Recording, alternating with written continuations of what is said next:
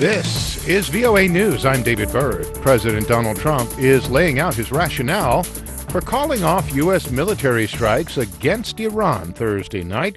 AP Washington correspondent Sagar Meghani reports from the Pentagon. The president says the military was cocked and loaded to retaliate for Iran shooting down an American drone and asked for final approval about a half hour out. I said, how many people are going to be killed? And tells NBC's Meet the Press they told him about 150. And I didn't like it. I didn't think it was proportionate. So he pulled the plug. It raises questions about why the president only learned about the potential deaths a few minutes ahead of time. The military would ordinarily provide that well before. House Speaker Nancy Pelosi's pleas the strikes didn't happen, fearing the escalation could lead to war. A strike of that amount of collateral damage would be very provocative. Sagar Meghani at the Pentagon. Meanwhile, U.S. airlines have been told to avoid Iran's airspace after the shooting down of a U.S. drone.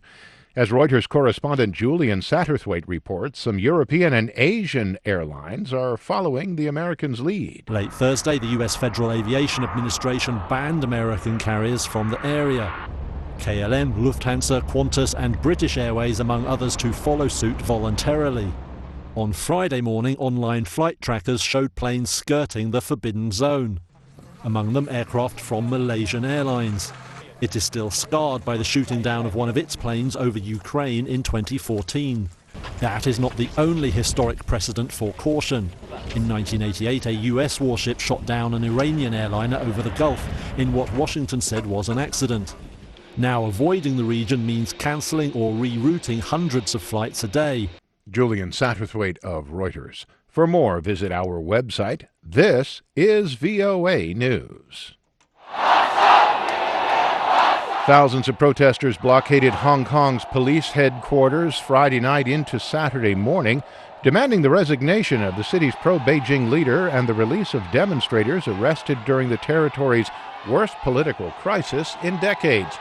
Hong Kong police Saturday slammed the protesters for besieging their headquarters, calling the demonstration in a statement illegal and irrational and vowing to pursue the ringleaders. The protests were noisy but peaceful. Some demonstrators did throw eggs and shined laser pens at the windows of the police headquarters.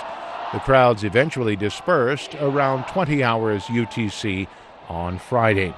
Opposition groups have called for the complete withdrawal of the extradition legislation and for city leader Carrie Lam to step down. Venezuelan opposition leader Juan Guaido says UN Human Rights Chief Michelle Bachelet will leave 2 delegates in Venezuela to monitor the country's human rights situation. Speaking after meeting with Bachelet in Caracas on Friday, Guaido said her team would investigate the issues related to the country's lack of food and medicine. It will also look into allegations that President Nicolas Maduro's government has violated human rights while cracking down on the opposition.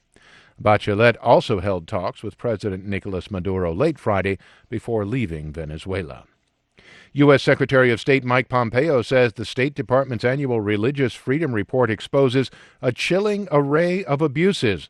Pompeo said Friday religious freedom is a fundamental human right, and the United States is determined to uphold it. As in previous years, our report exposes a chilling array of abuses committed by oppressive regimes, violent extremist groups, and individual citizens. For all those that run roughshod over religious freedom, I'll say this: the United States is watching, and you will be held to account. Pompeo called on Pakistan to do more to stop the abuse of blasphemy laws.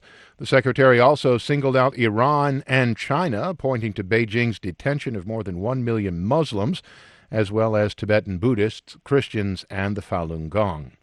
The Trump administration has been hesitant to criticize Saudi Arabia, but the report pointed to the kingdom's widespread abuses of religious rights, including detaining more than 1,000 Shiites, mostly for nonviolent offenses.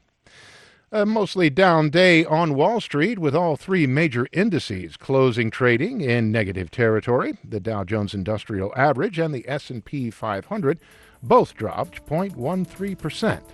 For more on these stories, be sure to log on to our website, voanews.com. I'm David Byrd, VOA News.